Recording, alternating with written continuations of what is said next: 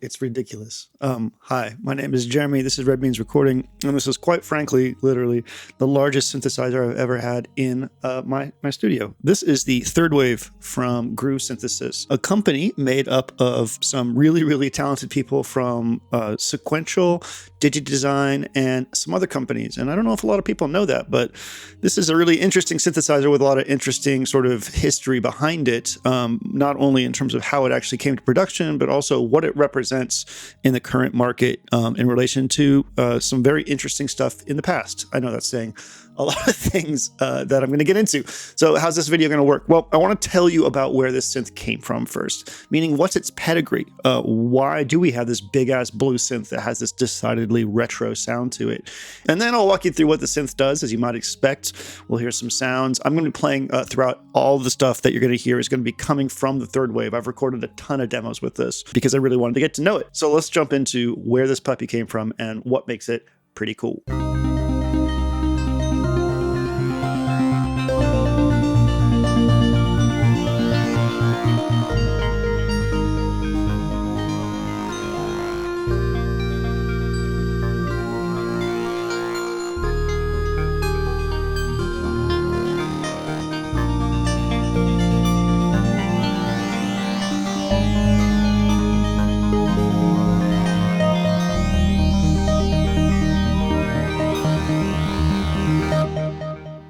So in the early 1980s, up to the 1980s, all we had was subtractive synthesis. We had basic waveforms, we had filters, we had all that kind of stuff. So Wolfgang Palm comes around and he's like, what if it could be more complicated in terms of a wave shape? You know, what if we don't want these basic ones? What if we want more complex ones? And so there's this concept of wavetable synthesis where each single cycle waveform is a more complex wave. And we can actually see that on here. So yeah, single cycle waveforms, and they're all different shapes. And of course we can move through these too. So these are shapes for the most part that you won't find in subtractive synthesizers, right? So single cycle waveforms have different harmonic spectra. That's what you can see here. They're stored in adjacent memory slots. And then dynamic spectral shifts were achieved by scanning through the waveform with interpolation used to avoid noticeable jumps between the adjacent waveforms. And on here, we can of course do that. That's a standard of wavetable synthesis these days when we think of like serum and pigments and, the rest. And then over here, we can do the same thing. We have this wave float thing, which actually, if it's off, it's going to not smooth. And when it's on, it will smooth the wavetable as it goes. So PPG came out with the first wavetable synthesizer in 1978. It was called the Wave Computer 360. It was glorious. Look at this thing. It had 60 different wavetables consisting of 64 waves each.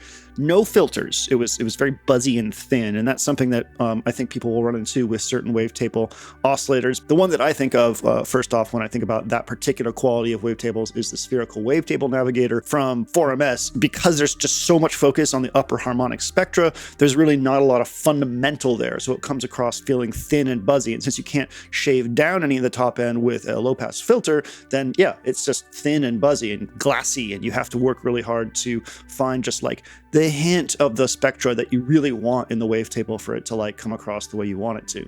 So that one didn't do very well commercially. It was expensive and thin and buzzy. People didn't really like it apparently. So Palm was like, yo, I'm going to resolve the apparent shortcomings of the Wave Computer 360. And that's when the PPG Wave series came up to be. And you probably can tell if you know anything about the PPG Wave series that this looks a lot like a PPG Wave. That might be giving you a little bit of a hint as to what this thing has going on behind the hood. So there were three PPG Wave synthesizers, the PPG Wave 2, the 2.2, and the 2.3. They were digital wavetables with analog VCAs and 24 dB analog filters. They had 8-voice polyphony, an onboard sequencer that was capable of recording and filtering wavetable changes in real time. And there were 3 successive variants of this baby. There was the 2, which was 8 oscillators, 1 per voice, 8-bit resolution for the wavetables, single modulation wheel, and SEM 3320 filters.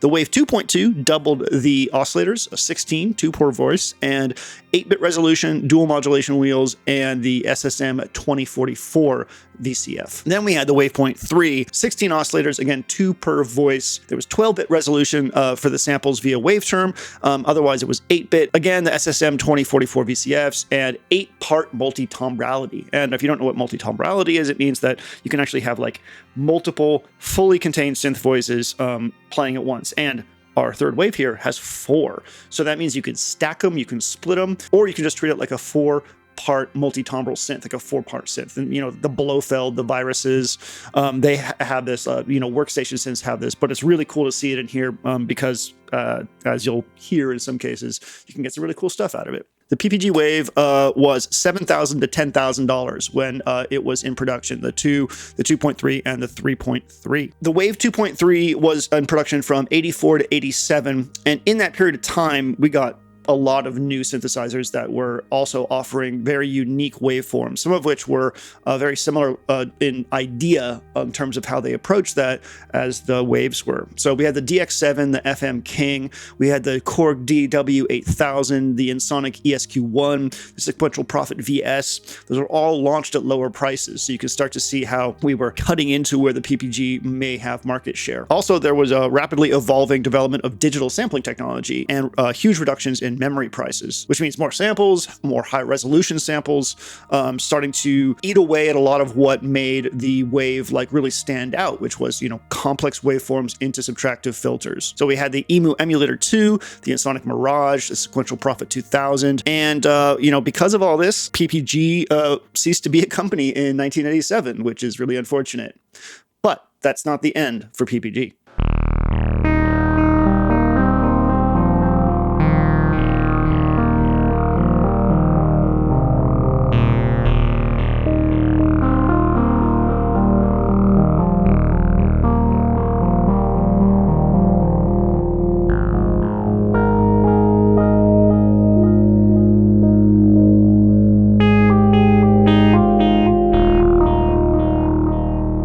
So Waldorf steps in and they're like, Wolfgang Palm, we want to buy you or buy your technology. I'm not 100% sure what. They came out with the Wave in 1993, the Waldorf Wave, which was followed by the Microwave 2 and the Microwave 2 variants, the XT and the XTK. And I'm sorry, but this is around the time when I started paying attention to synthesizers. And I think Waldorf is almost fully responsible for how I feel about synthesizers. Look at these fucking things. Look at them. They're candy colored. They're just so vibrant and cool looking. I love them to death. Waldorf, this is all your fault, probably. So we also got, in 86 and 89, respectively, the wavetable lookup synthesizers. So the Prophet VS, another looker. Look at this thing. God. And the Ensoniq VX. And the Ensoniq VX. And the Ensoniq VX. Oh my God, so hard to say. And the Ensoniq VFX. And then some classics, the Access Virus TI, the Waldorf Blofeld, and the Ensoniq Fismo, a personal favorite. The Fismo says trans rights. Actually, the Fismo says trans wave, but it also says trans rights. So none of these designs replicated the wave scanning and interpolation that occurs from adjacent waves in the table as the PPG. The Waldorf Quantum came close to the PPG wavetable capability until Waldorf released the M last year. So it's a Microwave 1 and modern Microwave 2 XT modes, 2 oscillators per voice, no effects. It's a very, very faithful attempt at bringing the Microwave series back and the sound and the way it works. But I honestly think that the third wave here is the real modern PPG.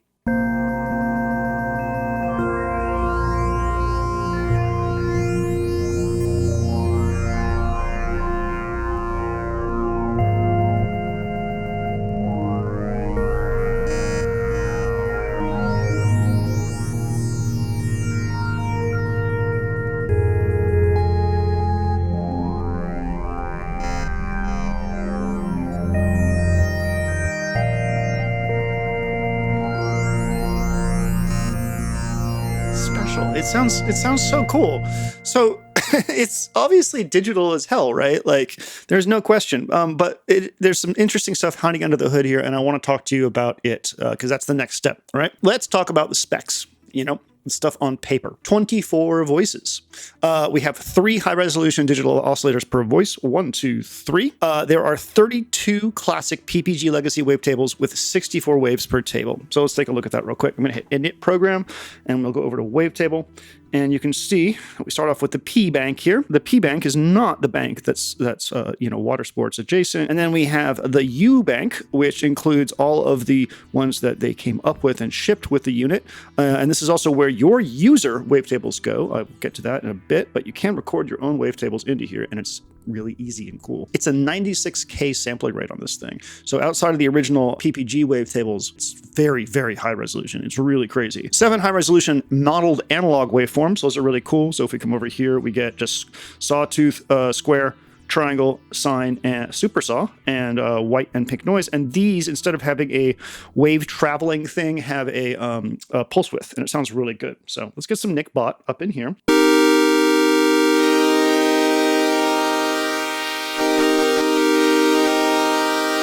So pulse width on all of these wavetables. So even Sawtooth gets pulse width, which is really cool. Linear FM. This is also really cool. So if I go into the miscellaneous here, I can send linear FM from oscillator 2 to oscillator 1, and I can send linear FM from oscillator 3 to oscillator 2. So let's check out what that sounds like.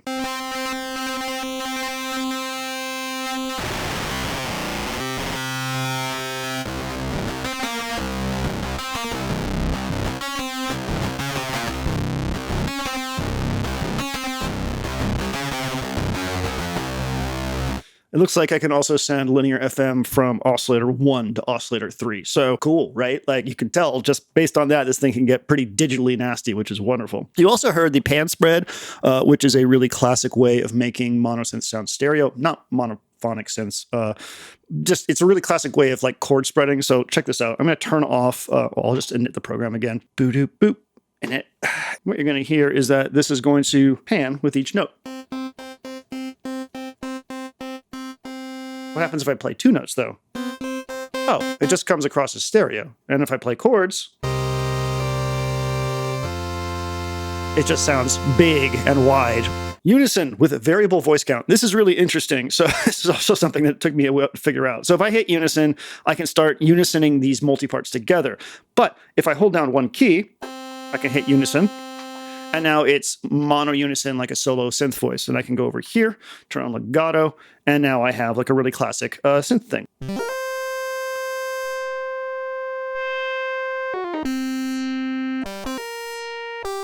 And of course, in MISC, we can go in here and turn up some glide.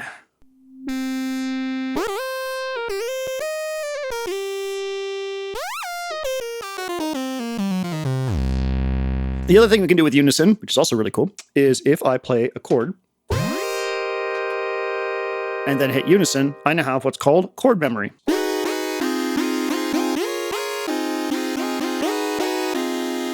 Turn off glide real quick.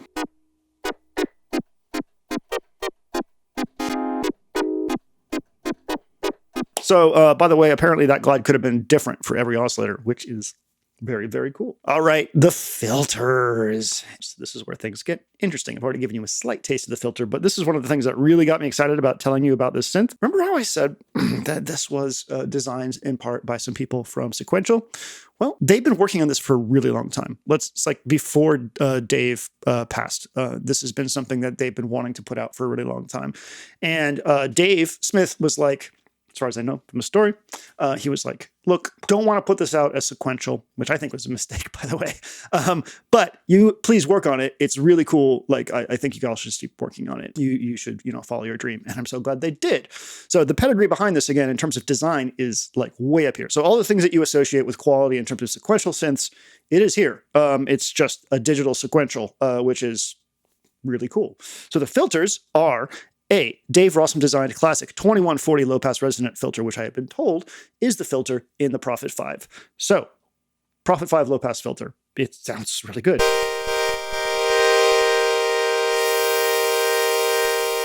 Let's go ahead and record a little sequence for this, just to show you how the sequence works. We'll play with the filter a bit, okay?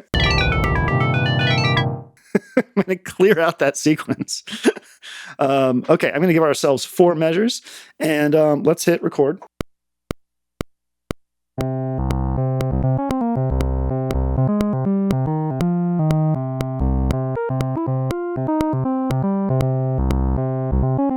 So you can do that for all 4 parts. I'm going to turn on quantize.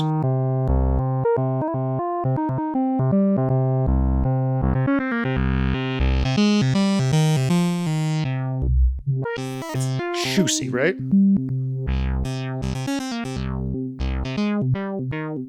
Sorry, but that sounds fucking fantastic. Okay, one of the other cool things that I was really excited about this was, if I go to MISC, we have resonance comp. So one of the things about ladder filters is when you turn their resonance all the way up, you lose low end. It's just something about the design that causes that to happen. But resonance comp on. We're back in business, baby.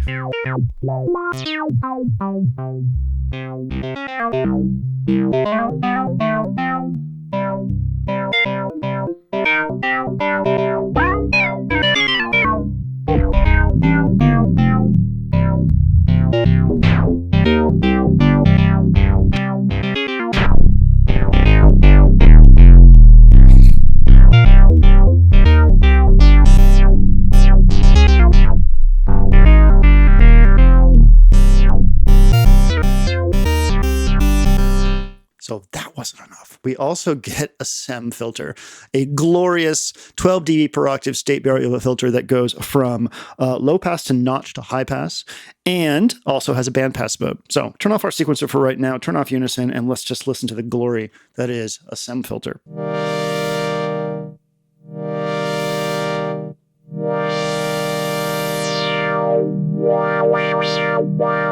Juicy. It's so juicy. That's with resonance full up, and it's just juice. It doesn't scream at all, which I think is honestly fantastic. So that's low pass mode. Oh, there it is. Oh God, I love notches.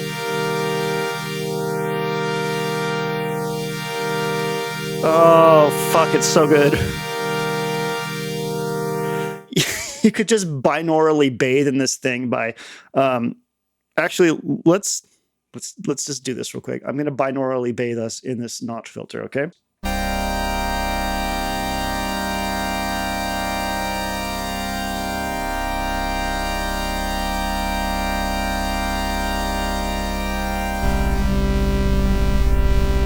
It's not quite as impressive as I was hoping it to be, but it is really nice.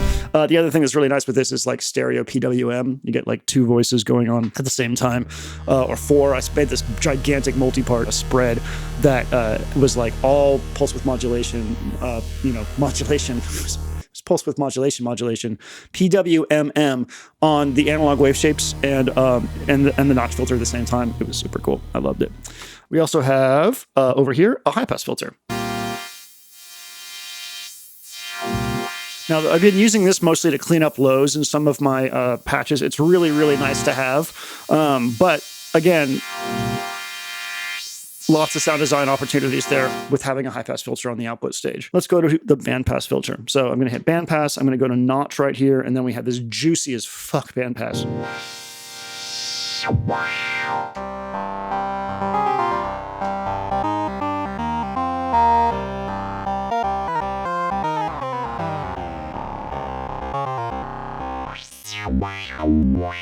Like, seriously. Let's get some of that linear FM going on. There's saturation on the main filter. Turn that up.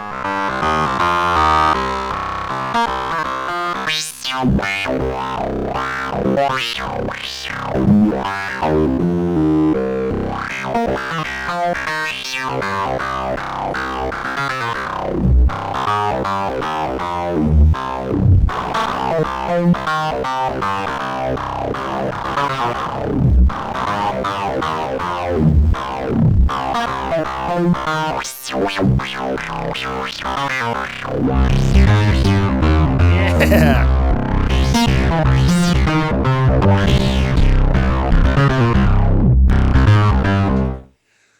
Big. Okie dokie.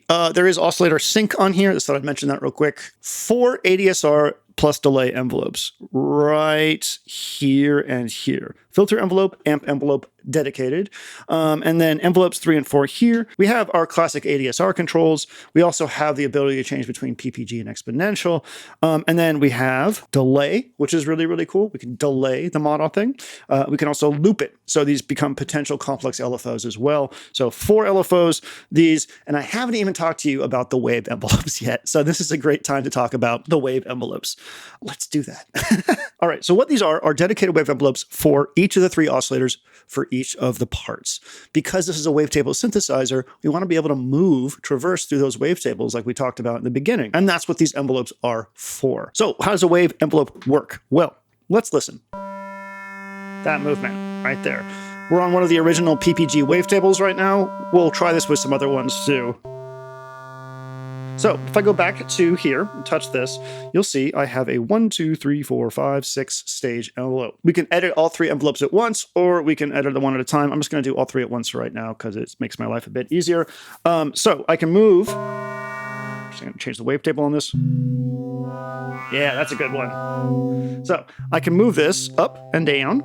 I can choose where the wavetable stops and starts, like this.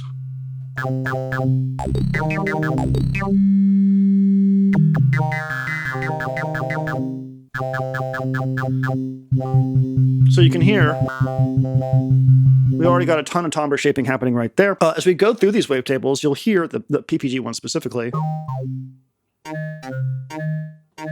Start to hear that some of them have almost like an acoustic property when you do this because of the way that the waves are shaped. We can always look at them here.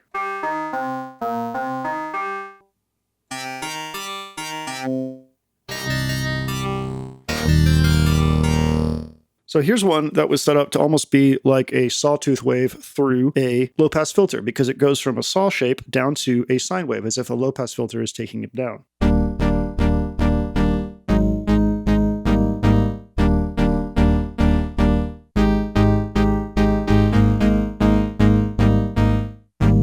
So let's try going the opposite way because it looks like the high frequency content is at the end. So we'll go ahead and swap this real quick.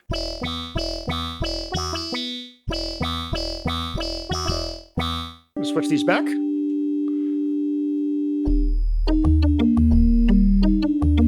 That's cool. All right, so let's go over to where the non-PPG waves are and see what they sound like.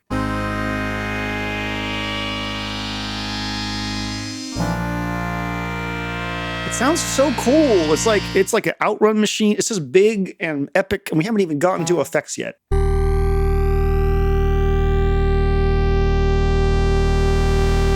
God, that's good.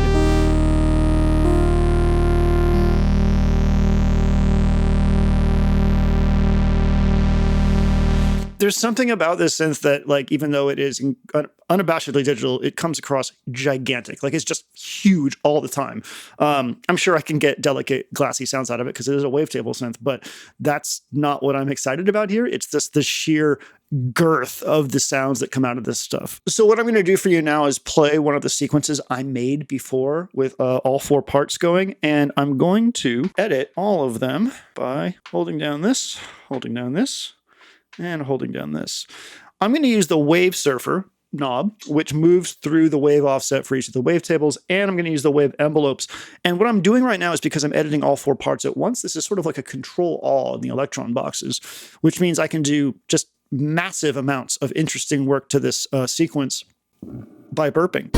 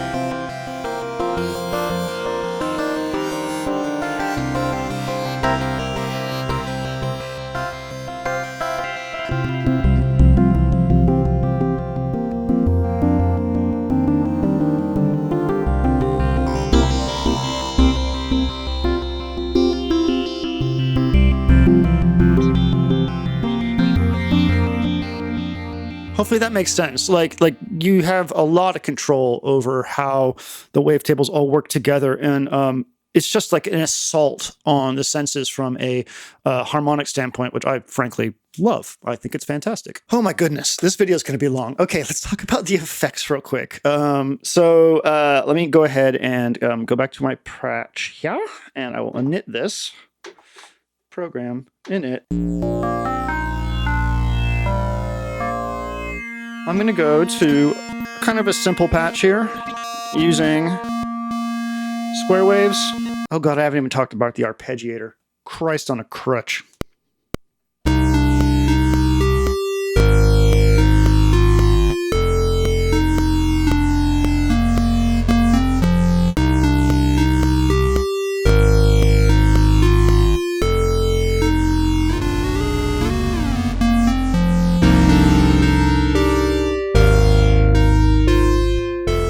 Big. Okay, 2 digital effects engines over here. We've got a bucket brigade delay, clock syncable, stereo delay, feedback, high pass, low pass filter on the delay feedback.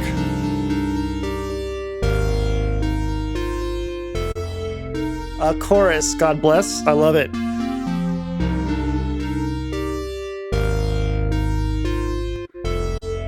A delicious phaser. This reminds me of the phaser in the Pro 3, which is one of my favorite sounding phasers that I've ever encountered. A flanger.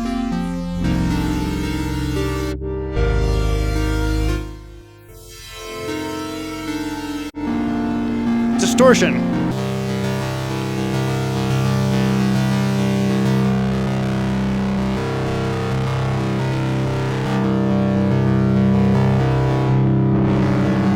Put the chorus on after that.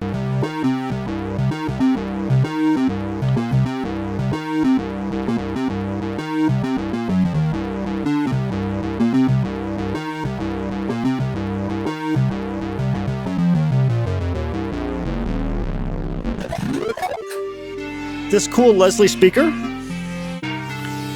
which was one of my favorite effects in the Pro 3 as well.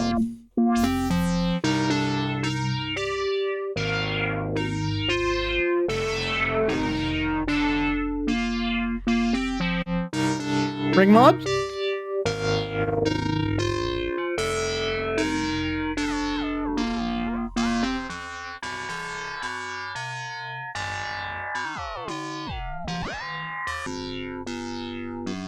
So that's it for the first bank of effects. In the second bank of effects, we have 3 reverbs. So let's go ahead and listen to that. And I'm tired of the sounds. I'm going to use the arpeggiator.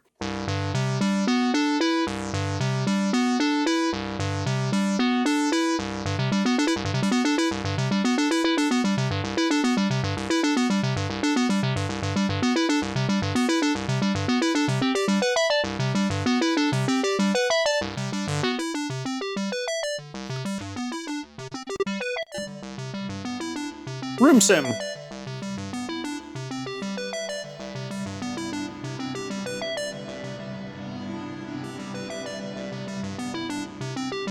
It's pretty.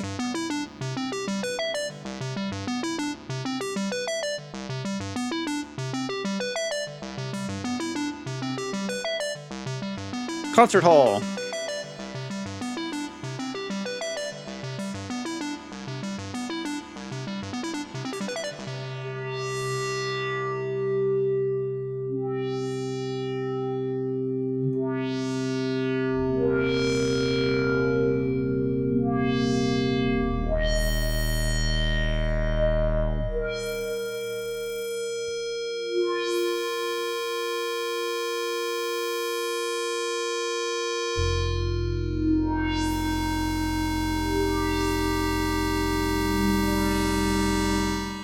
It's nice.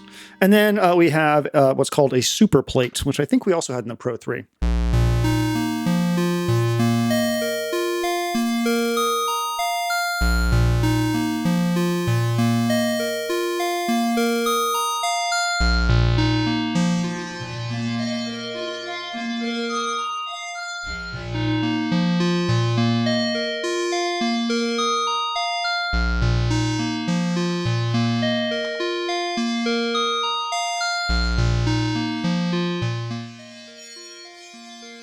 Pretty.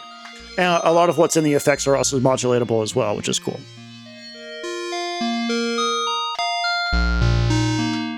Effects.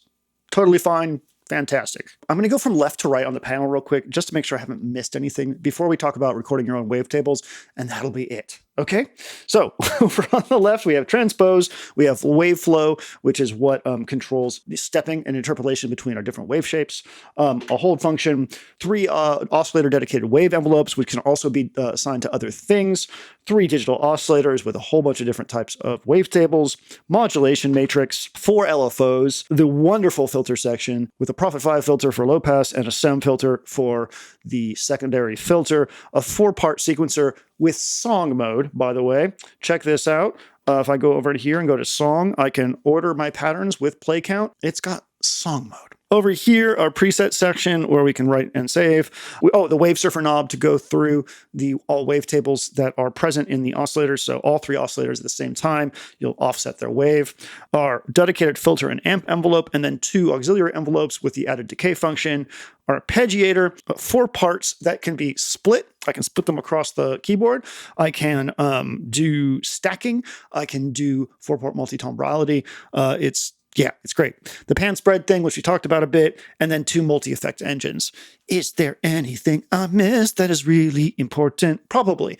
But you know what? Like, hopefully you've seen enough to understand whether or not you want this thing. By the way, I'll just mention it's $4,000. Okay, so this is not a synth for everybody. But remember that the original PPG Wave series was between $7,000 and $10,000. So you do have to understand that there are synthesizers that are sort of like living way up here in terms of like price, and if they're for you or not, that's something that you need to decide. The concept of worth here, I believe that this synth is worth $4,000 now that I've gotten a chance to touch it, but that doesn't mean it's going to be worth $4,000 to everybody else. That's an important thing to keep in mind.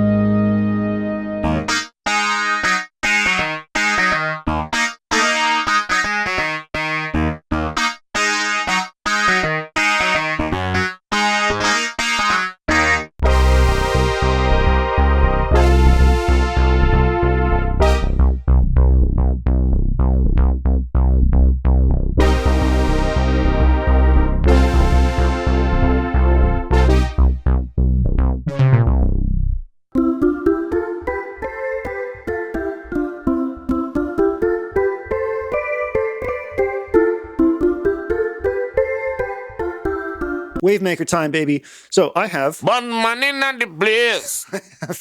our good friend, the Machine Plus here, pumped into the mono input for the Wavemaker. So let's go to Make Waves. All I'm going to do is hit ARM, and then I'm going to play this note.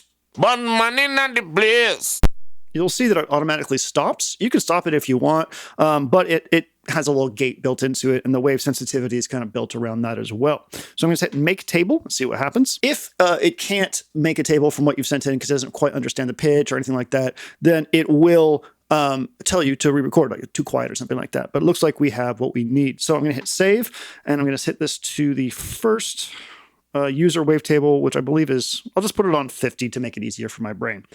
So it'll save it. I'm going to take a drink of coffee, which is cold now, which sucks ass. I miss you, Slow Boat. Okay, so now I can go over here, and I can go to my wavetable, which is 50. And there it is. You can hear that wave envelope is working on it.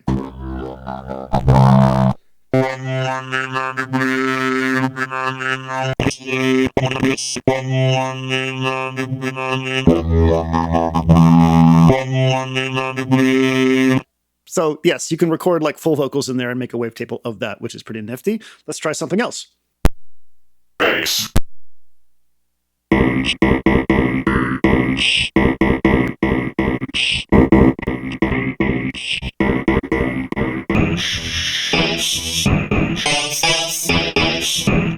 Bass. Okay. I'm going to go load up a soundscape here, or ambience. I'm going to load up some ambience from my Machine Plus. And once you start thinking about what's actually happening when it is sampling the wave, we can get some really interesting results. Like you could sample wind into here as a wavetable and it will become pitched. So let's try this one. It's a little complex, but we'll give it a try.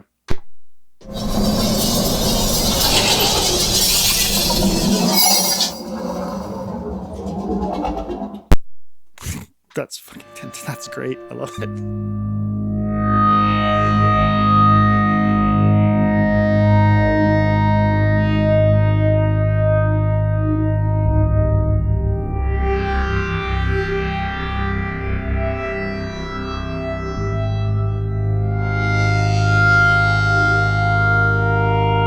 Pretty cool. You can see why we needed that filter afterwards, right? Okay, one more, and then we'll finish up the video. This is one of my favorite things to do.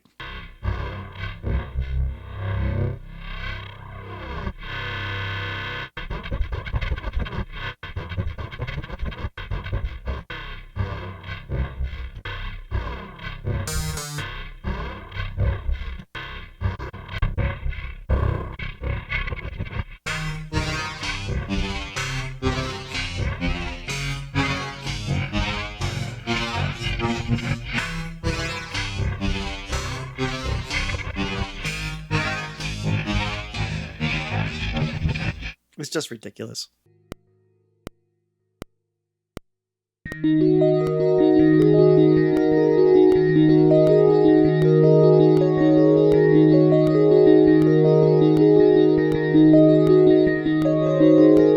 There's not much more to say. I have said everything about the synth that I can think of. I've given you a history lesson as to why the synth exists, the pedigree behind it, the people behind it, what it sounds like, what you can do on it. And honestly, I've only scratched the surface here. And the reason I say that is because the modulation matrix on this thing could allow me to do some really insane sound design if I wanted to. If you like the sound of this synth, if you are interested in the concept of these sort of like specific way of doing wavetable that's not like serum or pigments oriented, this particular type of wavetable, well, there is a plugin for the PPG as well. I'll put that in the video description. Yeah, it's a really unique synthesizer. When Groove Synthesis reached out to me and asked me if I wanted to do a video on it, at first I was like, I don't know, it's another big ass synth. I don't really fuck with big ass synths, but I talked to them about it. I got excited about it. I played it. I got more excited about it. And overall, I'm just really excited to be able to do a video on something so unique, you know? And that's it. So this is the Groove Synthesis Third Wave, a modern meets classic scissoring synthesizer. That was really inappropriate. I'm sorry. I don't know why I did that. Anyways, thank you so much for watching. My name is Jeremy. This is Red Means Recording, and I hope you have a very wavetable-y day.